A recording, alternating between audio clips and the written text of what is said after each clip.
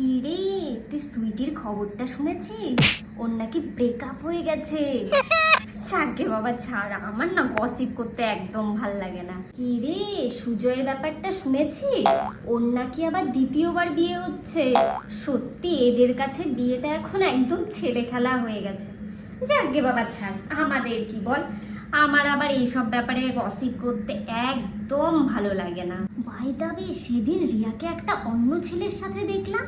ও কি এখন আবার এই ছেলেটার সাথে প্রেম করছে নাকি? ও, এই জন্যই। যাকে বাবা ছাড়, ওরা যা করে করুক গে, আমাদের কি বল।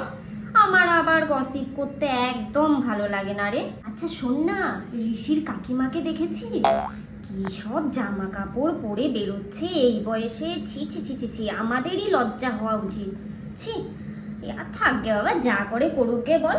আমার আবার গসিপ করতে একদম ভালো লাগে না এইসব ব্যাপার নিয়ে।